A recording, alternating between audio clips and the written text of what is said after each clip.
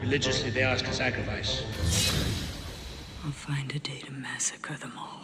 It is likely the bloodiest and most violent play in the Shakespeare canon.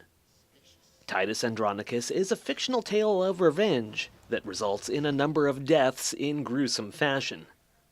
And so, when Crispy Lord and Christy Friday saw the film adaptation and began discussing a way to stage it, they came up with one solution. I believe it was Crispy was like, puppets. Yes, this duo, which typically works with the more cuddly versions of puppets for their wide-open children's theater, have expanded their scope to stage some of the most adult fare imaginable. They're the bad guys of the story, although that's debatable. When it comes to revenge stories, who really is the bad guy? They began discussing the possibility of staging Titus as part of the Shakespeare on the Saskatchewan Festival with artistic producer Will Brooks. About 2 years ago we first met and chatted about it, and then since then we've been, Crispy and I have had a few intensive workshops where we've gotten together and built prototypes, and eventually we've gotten to what you see now behind me. They believe the play lends itself well to this medium for a few reasons. We have about 15 characters that need more than one version of themselves, so that we can have them prepped and ready for the moment when whatever happens to them goes down.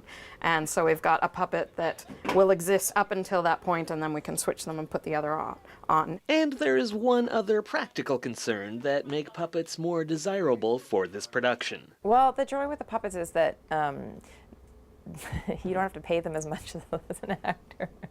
So we can expand the cast without having to worry about the budget. If we want to leave them in the spot where they die or whatever happens to them, we can have that happen, which you can't do with live actors. Often they have to scurry off and change into another costume and come back on as a new character, especially in Shakespeare. Titus will be staged at the festival site in a new, smaller venue that seats about 100 people. The show will feature both rod tabletop and shadow puppetry. Demetrius and Chiron, and they don't have their hair attached yet, but we're working on them. A total of 44 puppets, made up of 670 individual parts, are being constructed.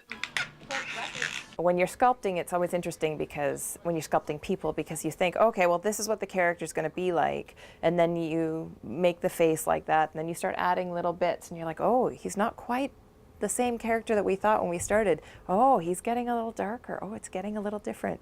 Titus A. Puppet Revenge will play as part of the Shakespeare on the Saskatchewan Festival, July 12th through August 9th. In Saskatoon, I'm Simon Hiatt reporting.